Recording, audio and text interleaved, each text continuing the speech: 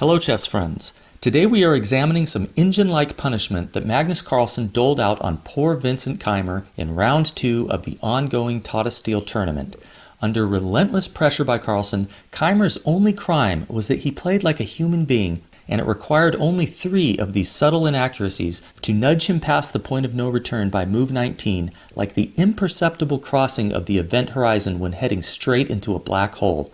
The gravity of the situation did not become obvious to me, and perhaps not to Keymer as well, until about 10 moves later, when the illusion of equality melted away to reveal a fast approaching and totally unavoidable destruction.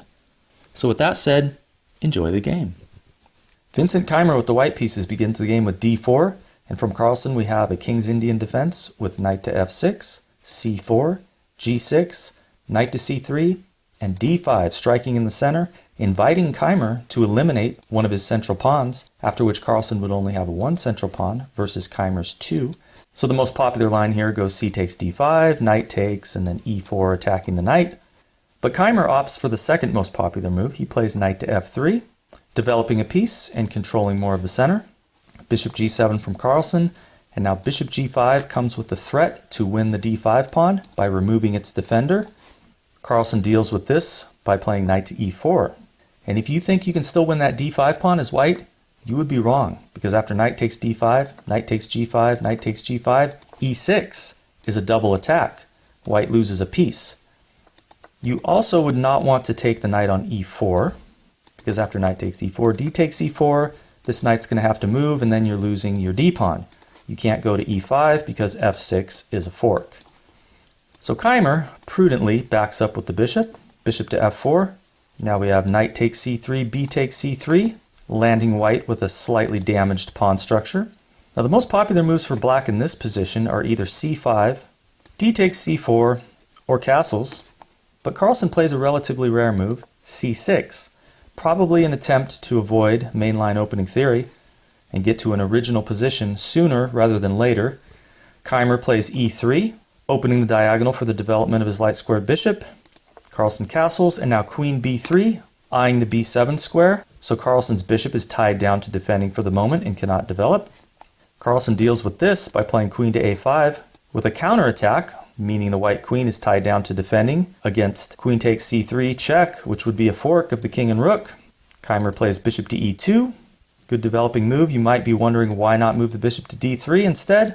Well, I don't know, but it doesn't really matter, because after d takes c4, the bishop's just going to c4 anyway, which is typical timing from black in these kinds of positions. Carlsen waited until the bishop moved once before taking on c4 so that it will take white 2 moves to get the bishop there instead of just 1. And now he plays knight to d7, a developing move, supporting a possible e5 at some point. And now we have the first slight inaccuracy of the game played by Keymer. He plays bishop to g5. Violating a general opening principle which says do not move the same piece in the opening before you have completed your development unless you have a good reason. And Keymer is trying to make the argument that his good reason is the attack on the e7 pawn. If you play rook e8, you've removed protection from f7.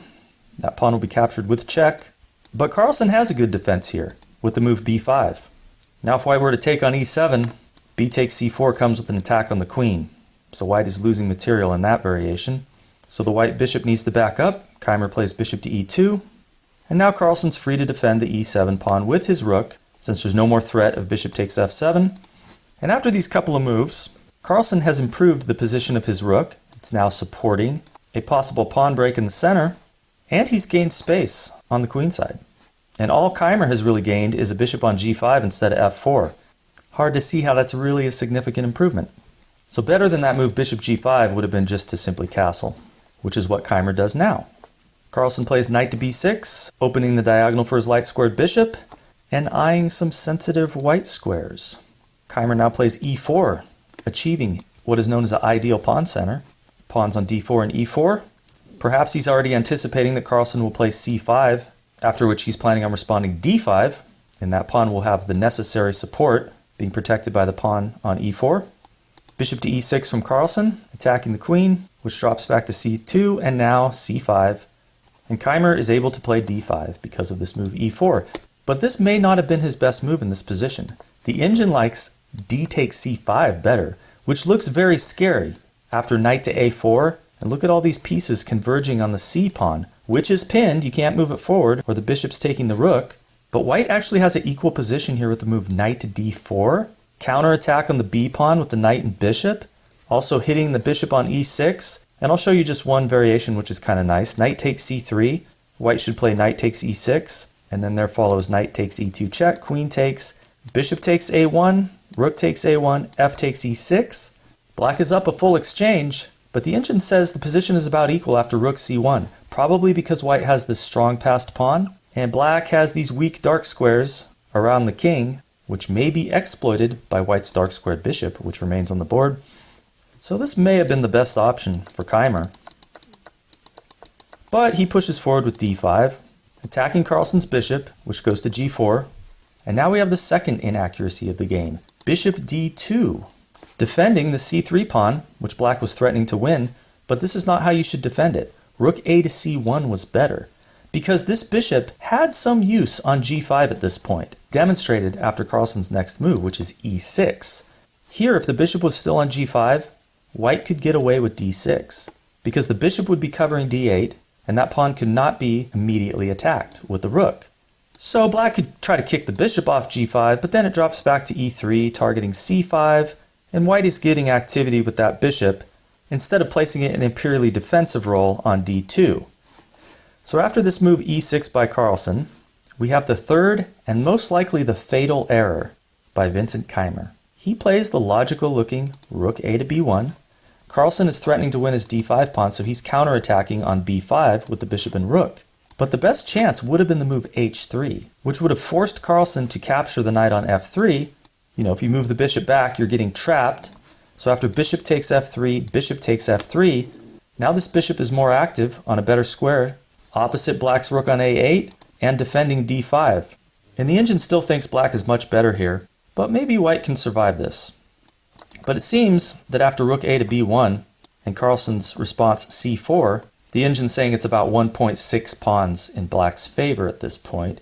Carlsen has just blocked the diagonal for the bishop, so there's no more threat to b5. So taking a move to place the rook on b1 is apparently not very useful. It may have been just as well placed on a1, where it could support a possible a4 in the future. And at this point, Keymer still could play h3, and it might be the best move in the position, but he deals with the threat to his d-pawn by just taking on e6, and Carlsen responds with an excellent move. Rook takes e6. He's anticipating Keymer's next move, which is knight to d4, so by leaving his bishop on g4, he's able to take on e2 and force the knight backwards. Of course, you can't take on e6 because there's bishop takes f1, knight takes g7, and bishop d3, getting out of danger with an attack on the queen. White loses a piece in this line. So knight takes e2 was forced, and the e-file remains half open for this rook, which wouldn't be the case if the bishop had taken on e6 instead. Now we have a6 from Carlsen, which is necessary because knight d4 is coming, and Carlsen wants to simply drop back with his rook without losing his b5 pawn.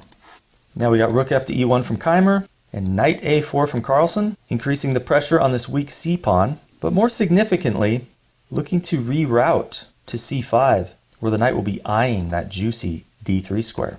Keymer does not want the knight to drop into that square, so he plays knight to c6, attacking the queen, and once it moves, he's got knight to b4. Watching over d3, Carlsen plays knight to c5, it's still a good move. And now Keymer plays knight d5. The engine says f3 would have been better, just simply strengthening the e4 pawn. The point is the knight can jump to d5 anytime it wants to, so it would be better to wait for black to kick that knight with a5, then go to d5, and now the b5 pawn's a little bit weak. But okay, he's attacking Carlsen's queen. We got queen to c6 with a threat of knight takes e4. And after rook takes, queen takes knight. Now best for Keymer here would just be to go back to b4, hitting the queen, but he decides to get tricky. Bishop to g5, allowing the tactic, knight takes e4, because now the e7 square has protection, so there's knight to e7 check, with a fork, forcing Carlsen to give up the exchange. Rook takes e7, bishop takes e7, but Carlsen gets to grab on c3. So material is equal. He's got 2 pawns for the exchange, and what powerful pawns they are, infiltrating white's side of the board, and more than compensating Carlsen for the exchange. Black has a completely winning position here, but Keymer will struggle on. His rook on b1 is hit, rook b to c1, but now Carlsen just gets his pawns moving with a5. Keymer now knows that the queenside is going to demand his attention and resources, so he plays bishop to g5, so that after Carlsen's move b4, he's got bishop d2, maybe setting up some attempt to delay the advance of the b-pawn in the future because of his threat of bishop takes knight on c3. Carlsen plays rook to d8, and now we have h4 from Keymer. Looks like some desperate bid for counterplay, going to h5. Carlsen's unfazed, he plays rook to d3, supporting the knight. Now h5. And Carlsen responds with a bit of a strange looking move. G takes h5. A lot of times you don't want to do this because you have a shattered pawn structure and you have an open file to your king. But Carlsen has accurately assessed that he's not in any real danger here. White's pieces are all tied up over here trying to deal with the advancing pawns. And perhaps he did not want White to get a pawn on h6, defended by a bishop, after which his king may run into some back rank checkmating threats. So this is a fine move for Black. Keymer plays bishop takes c3, we got bishop takes c3, and now queen e2, eyeing the e8 square. Carlsen is not afraid of the check though, because his king has an escape square. He plays queen to d5, and now there's queen e8 check, and king g7. And Carlsen's king is safe. This diagonal is controlled, the f7 square is defended by the queen. Keymer has nothing. He plays rook to e3, challenging the rook. Maybe there's some idea of rook g3 check if this rook leaves that rank. And Carlsen has a lot of winning moves here. He can almost play anything. He can take the rook, but he just calmly plays h6. A very mature move, giving the king an extra square if it's necessary, which it probably won't be. Also controlling the g5 square. Keymer plays queen to e4, and Carlsen makes a good practical decision. Queen takes e4. It's not the move the engine likes the best, but it is winning. And oftentimes, trading queens is a very good idea if you know you're not giving up your winning advantage, just dramatically reducing the potential for future complications. So after rook takes e4, here we go, b3, giving up the c-pawn, which Keymer takes. b takes a2, and now Keymer must give back the exchange. He plays rook to a4, no stopping the promotion of the pawn supported by the bishop. He must eliminate the queen with his rook, allowing bishop takes a1, and after rook takes a1, Carlsen defends his pawn on a5, and after the smoke is cleared, Carlsen is a clear 2 pawns up. Although his pawn structure could be better, the material advantage should be enough to guarantee an endgame master like Carlsen a full point. Keymer now plays rook to a4.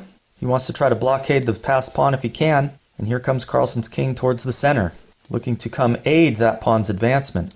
Keymer plays king f1, getting his king into the game. We got king to e6, king to e2. Okay, both players are getting their kings active. Rook f5 from Carlsen, eyeing the f2 pawn, which maybe he'll capture if the white king strays too far. So Keymer plays f3, preventing that. Now we got king d6. Rook c4, looking to cut off Carlsen's king from advancing any further towards his passed pawn. But now rook c5, challenging that rook's position. The rook goes to f4, attacking f7. Rook e5 check from Carlsen, king d3. Now king e6, defending the pawn. Now Keymer's king and rook are looking pretty active. You might wonder, can White hold this?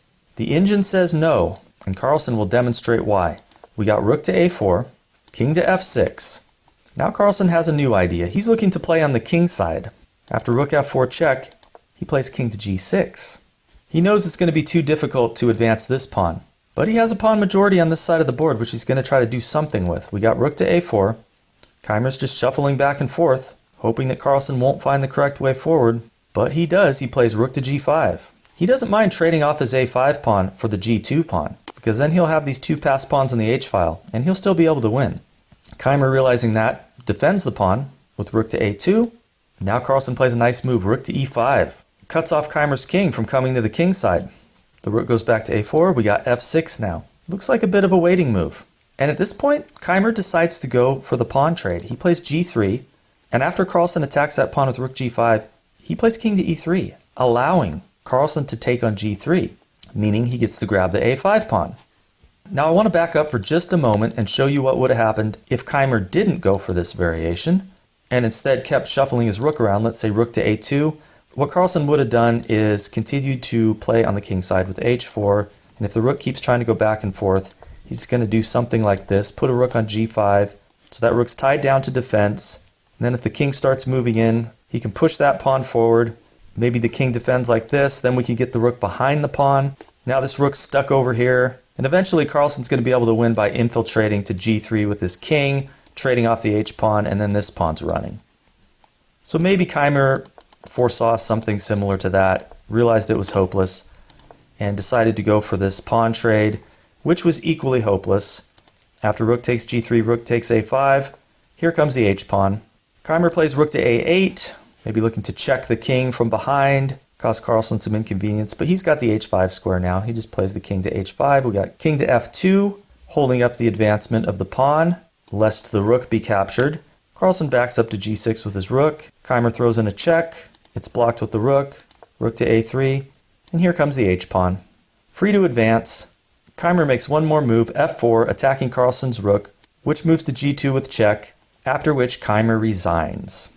He knows it's hopeless. There's no stopping this h-pawn. Let me show you how the game could have continued. Let's say the king goes to f3, king to h4. This threatens rook g3 check, which would win the rook. So that rook needs to move, let's say rook to a1, trying to watch over this square. But now we got rook g3 check, king f2, h2, and eventually what will happen? The black king will come to h3, and after, let's say, something like f5, there's rook g2 check. Then king f1 is necessary. You've got to watch over this square. But rook g1 check will still win anyway, but even more decisive here would be rook to a2, threatening check, winning the rook. White doesn't have a good defense to that. So that's one possible ending to the game of several winning routes by white, which black had no way of avoiding. And that will conclude my coverage of yet another masterpiece played by the world champion Magnus Carlsen. If you enjoyed this content, please consider subscribing to the channel, and I'll see you on the next one.